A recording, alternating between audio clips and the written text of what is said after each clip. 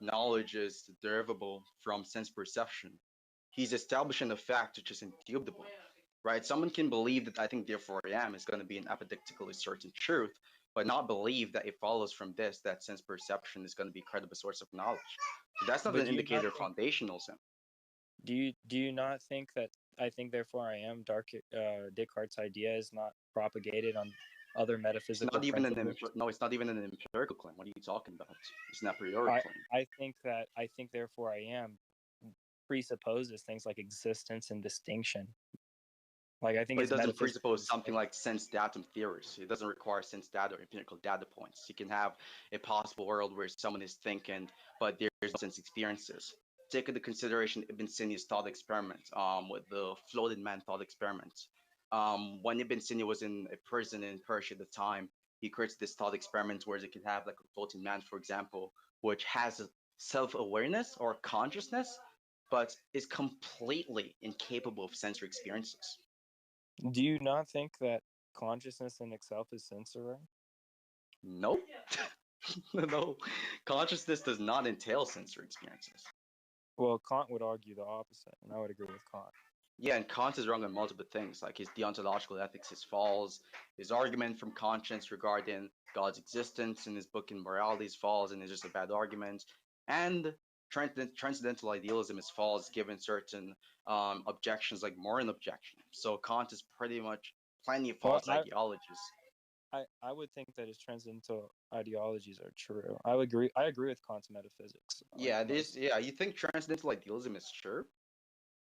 Um, Mostly, yeah. Okay, so do you believe in Kant's view regarding how they're like necessary conceptual schemes which like basically grounds our knowledge of the phenomenal world? Yeah, I do. Yeah, that's just false, right? So like if we run down like the 12 transcendental categories, right, which is just an extension of Aristotelian 10 categories, um I to agree. say that these are necessary, hold on there a second. To say that these things are necessary, there are going to be some issues with even knowing or determining the necessity of these conceptual schemes. Like, how do you know that some of these categories will come out of the existence of one's mental framework in the future? How do you know it is necessarily existent within one's mental landscape? Yeah, I think you're making a category issue. So these transcendentals are not sense perception based, but they're actually necessary for sense perception to exist. I never said that they are sense perception based insofar as the categories are the sense perceptual content. I never made that claim. I'm saying that these categories are posited to be necessary for sense experiences, right? And necessary mental constructs holistically. Now, the question that one could make in response to this is how exactly would Kant or any neo-Kantian would be able to epistemically ground that these things are in fact logically necessary or necessary under some other given modal metaphysics for there to be experiences. Yeah, so I think you kind of missed what I was saying, and I'll make it more clear. What I'm saying is, I think these things, these transcendental categories, are in themselves prior to all other belief. And to support that presupposition, I would just say it is impossible to the contrary to have belief without transcendental categories prior. For a second. What's the Yeah. logical contradiction in having beliefs or sensory beliefs to be more specific in the absence of some of these transcendental categories? Because when you have sense perception, it necessitates certain transcendental categories, such as distinction, such as self. All these things are metaphysical and transcendental. Existence, identity, self, distinction. These are all transcendental categories. To make the claim, sorry, I was out. To make the That's fine. claim that necessitates these categories is to presuppose that there's some contradiction entailed from denying these categories and still upholding some sensory content being intelligible, right? Which I'm asking you once again, what is the logical contradiction in denying some of these categories, these transcendental schemes, okay, and Yeah, still and having intelligible sensory content?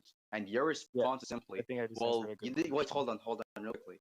When I asked you That's for the logical contradiction, you never gave a logical contradiction. Your response is verbatim.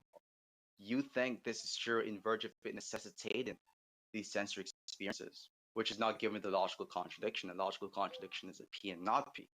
What's the contradiction in me denying some of these categories and still believing in the possibility of sense experiences. Yeah, I did give a P and not P. I said that sense perception is impossible without transcendental category X, and to deny transcendental category X would be deny sense perception.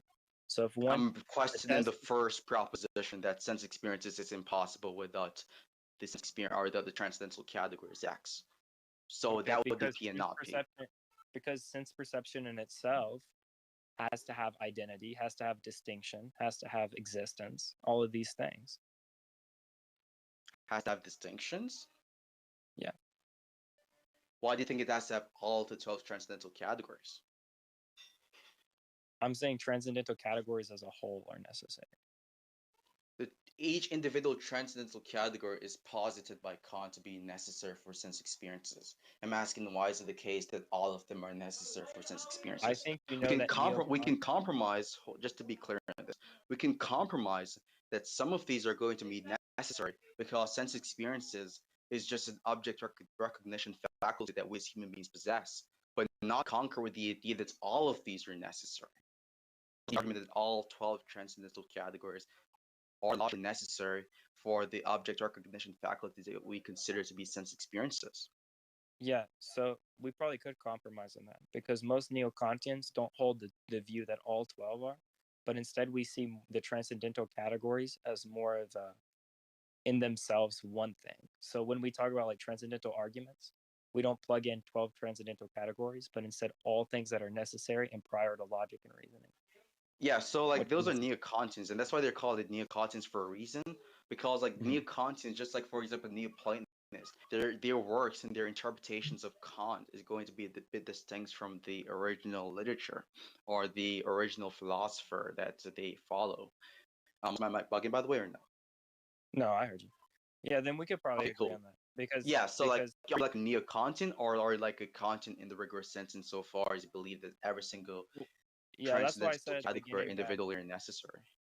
that's what at the beginning when I said, yeah, I pretty much believe in Kant, that's pretty much what I meant. Okay. But you Because I understand think, the idea though, right? Kant is not saying that he's not saying that consciousness requires these categories. He's saying that sense experiences do. And not like there's no philosopher which is actually intelligent would say that there's a biconditional relation between consciousness, or more specifically, self-consciousness or self-awareness, and sense experiences insofar as they both require each other. They're like logically dependent on each other. Like it's pretty obvious that there's no logical contradiction entailed from a being possessing consciousness in a world which is completely deprived of sensor content. And in that specific case scenario, it would establish the possibility of sense experiences, or sorry, more specifically, consciousness existing independently of sense experiences. but you would see the fact that sense perception is impossible without consciousness. We agree on that part, right?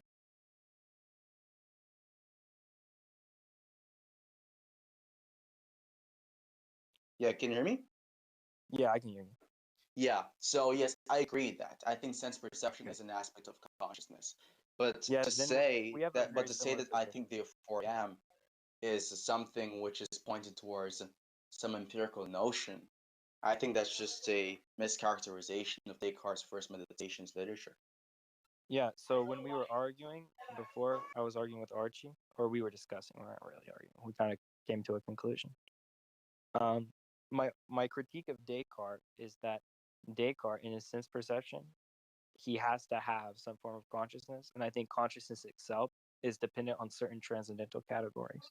So that's why I brought up Kant But it seems to as if you're Descartes. making an equivocation between consciousness and sense experiences, which I've already clarified the distinction, right? No, I'm not making an equivocation. I'm saying sense perception necessitates a priori some form of consciousness. Yeah, consciousness is going to be about something. Consciousness is a mental representation. Mental representation is about something. So you could say Mhm. identity is obviously going to be something which is a necessary aspect of consciousness. In fact, identity is a necessary aspect of any concepts that we think about, Yeah, I whether agree. these concepts are something which are instantiated or not instantiated. But the point of the matter is simply that the claim that the claim that Descartes is making again It's something which is true a priori. So like it's not something which is true based off a posteriori facts. That's all I'm saying. Yeah. So then we don't really have a disagreement. We should just, I think we come to the same conclusion that consciousness is itself um, necessitates certain transcendental categories, and we came to the same conclusion that sense perception necessitates consciousness. But what I don't think we agree on is whether Descartes is trying to establish foundationalism. Because, for one, what type of foundationalism are we talking about? Like, is this like some internalist, modest foundationalist view, or some externalist foundationalist view? Like, what type of foundationalism view are you talking about? Yeah. So usually Descartes called the grandfather of all foundationalists because of the fact that his proclamation, I think, therefore I am, is the is the basic argument for foundationalists moving forward when it comes to epistemology and metaphysics. That's just the history of the philosophy. So, I mean, I think the commitment, the epistemic commitment that foundationalists ought to actually adopt is the belief that knowledge exists, or rather, there are things which are known outside of the dogmas which are grounded by the dogmas. I'm not sure if Descartes believes that he knows anything independently of the Kagitsurga-san proposition. Because even in this book, wait, hold on, just to be clear, like when you read the first meditations book, for example, in the introduction stage they talk about the distinction between Descartes' account of knowledge and the scientific account of knowledge. So scientists, for example, their account of knowledge is going to be something which is probabilistic. It's going to be based off the IBE, the inference is the best explanation, which is going to be based on certain underlying explanatory values. Or this goes into abductive reasoning. And if it is not abductive reasoning, then they're going to be using something which is Bayesian. They use a Bayesian epistemology. So they adopt this probabilism notion of knowledge, but Descartes does not. This was established in the introduction part of the book. If you read it, I haven't read the book in a while, but I know for a fact that's in the introduction stages. So like I'm not sure if Descartes' account of knowledge would allow for anything to be known outside of the statement Kagitsurga-sam. I think therefore, yeah, I'm not sure about that. I don't think that is something which is warranted at all. Yeah, I have a response to that, but it's getting kind of late. But this was an interesting conversation. I'm gonna send you a friend request. By the way, are you Monkey King or someone else? Yeah, that's me. Oh, okay, okay, cause I knew it couldn't be the other Judah. Holy crap, cause it's like, god damn. But yeah, you made some. Yeah, so I think that was like a pretty controversial statement. I think that was an incorrect statement you made, but we can talk about Yeah. this some other time. You can friend me. Do you We know can talk Jay about it. Dyer? Jay Daria, I think he's horrible. Oh, really? I'm a fan of him. But he has a pretty good debate. I guess Jay Dyer got like saying destroyed by Jake the Muslim metaphysician, and his really. argument for God is pretty horrible. Yeah, I have I have the recording of I've it. seen it. Yeah, I've watched the video. I thought Jay Yeah, won the debate. yeah, I don't think he's like. I'd like to ask you like your view on like the Liar's paradox and like Grimm's omniscience paradox and something, but we can you can say you got Yeah, to go like right now. So. it's getting kind of late. I should probably get to sleep. Okay. God bless you, bro. I know you're Muslim, but I still say God bless you. Peace.